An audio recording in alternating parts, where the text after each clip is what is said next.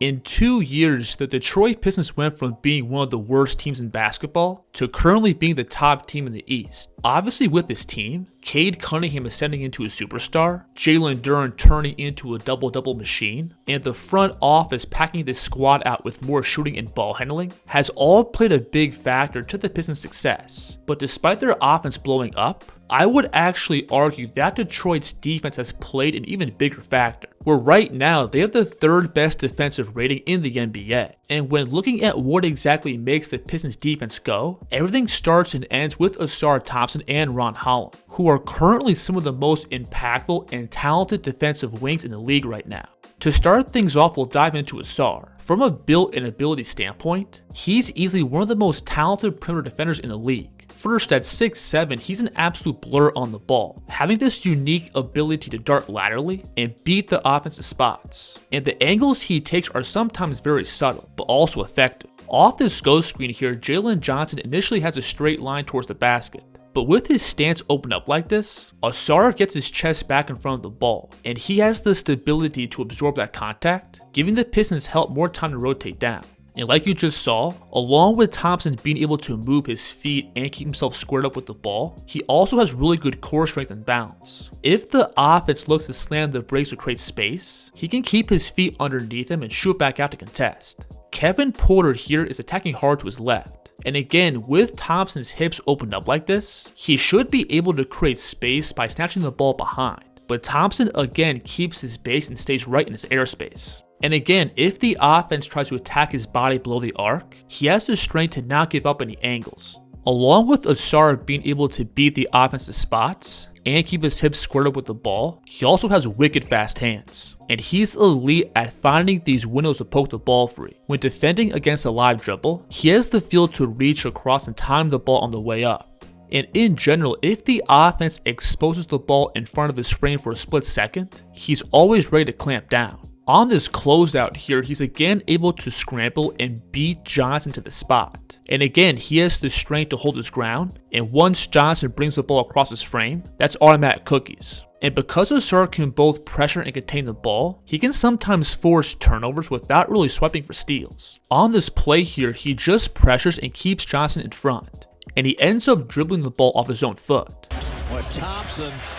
So from Ausar's ability to pressure, contain, and force turnovers on the ball, he's easily one of the most impactful point of attack defenders in the game right now. And the thing is, we haven't even gone over the best part of his on-ball defense, and that's going to be his ability to navigate screens. Because of that elite mobility and balance, Ausar has this freakish way of teleporting through screens, and he does it primarily by pressing up and wedging himself between the ball and the pick. He's picking up the ball here at half court.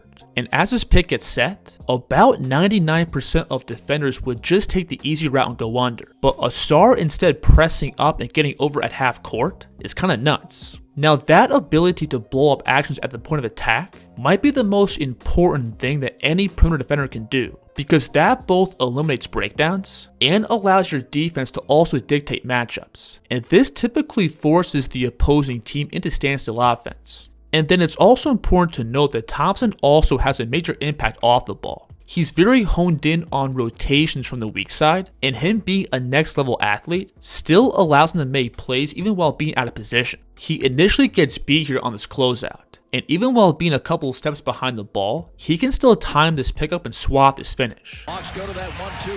This play here literally doesn't make sense. Where on this turnover, he's about 20 feet behind the ball, but watch him turn on the jets and jump between this bounce pass. Besides his brother, there is nobody else in the league who can make this kind of play. So again, as a perimeter defender, Ausar Thompson checks all the boxes. He's a magnet on the ball, he's elite at blowing up screening actions, and his next level physical tools makes him just as impactful away from the basketball. Now what's really scary about this Detroit team is that they also bring another guy off the bench who could pretty much play the exact same role, and that's Holland. First, like Ausar, he's elite at containing the ball in open space, where it all comes back to keeping those hips in front, to then stay on balance for all these bumps and step backs. Look how far he's out of position on the screen, but he still finds a way to get himself back in front to then eat that contact. And Ron's another guy who's also really good at darting and covering ground in tight spaces, which again takes away angles and makes life really difficult for the offense. Andrew Wiggins here initially gets him leaning with his right to left crossover, and while being shifted out of his frame here, look how Holland is going to leap across the wall off this drive.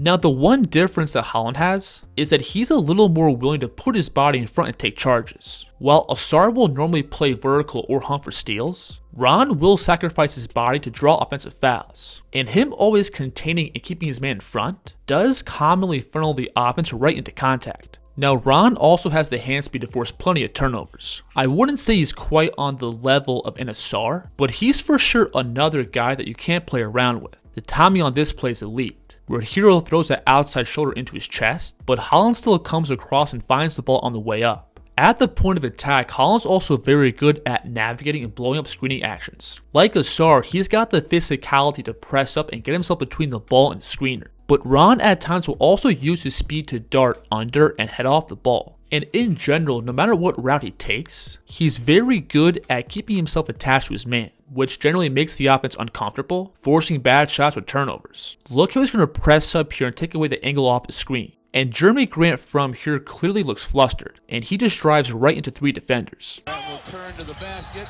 Holland also has a major impact off the ball. That hand speed and positional defense makes him really good in gap. Plus he has good awareness of what the offense is doing and where the ball is going. On the weak side here, look how he's early to meet Kuz when rolling. And Ron meeting him off the catch like this gives Kuz no time to react. Inside.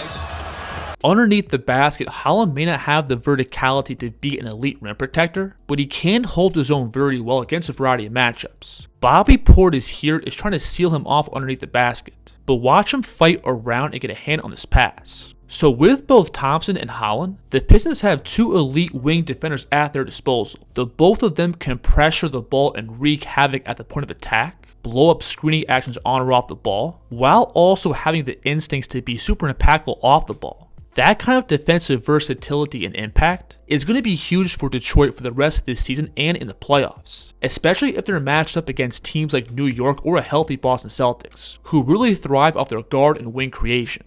Now when switching over and looking at Ausar and Ron's play on offense, their games are pretty similar. First, the both of them being able to force turnovers naturally feeds into their play in transition, and if they get ahead of steam in the open court, they're a handful to deal with. Though both of them are super athletic, and they have enough ball skills to take advantage of backpedaling defenders. When dealing with bodies in front of them, Ron has really good control and touch. He'll often use some different pickups and strides to maneuver around the defense, to then float these soft finishes up over length. While Ausar on the other hand really leans into those athletic tools, where he'll just kind of parachute up and play a level above the defense. Plus he has some pretty good footwork and craft. He can flow into Euro steps, or use different gathers on the floor to cover ground. But when looking at Ron and Ausar's play in the half court, this is where we begin to see some sore spots. First, the both of them are not good outside shooters. As of this recording, Holland is shooting below 27% from behind the line, while Thompson gets up less than 1 3 per game. That lack of shooting really does make it hard for Detroit to play the both of them at the same time, because with Duren also on the court, there is literally going to be no spacing. Now, if I had to compare their shooting mechanics, I do think Ron has more upside as an outside scorer. His shot to me looks a little more smooth, plus he's more confident with much higher volume. And because Holland's willing to take the open shots that come to him, he also draws pretty aggressive closeouts off the catch, and he can leverage that to initiate more drives. And again, when attacking in a straight line, Ron does have some good tools as a slasher, but at the same time, his game is still kind of raw. Once he beats his initial man, he does have a hard time reading the backline defense. Instead of playing off 2 feet or making the right pass, he'll often just throw himself into contact and put up really bad shots. But stuff like this is kind of expected for a second year player. Now, while Thompson still is pretty much a zero threat from 3, I still think he has more juice to his game offensively in the half court. First, when he gets below the arc, I think he's a little more patient and can channel much more explosiveness. And his ability to cover ground and just play above the rim is enough by itself to draw plenty of buckets and fouls. And because the defense is often giving him space, he can usually just glide right into downhill drives.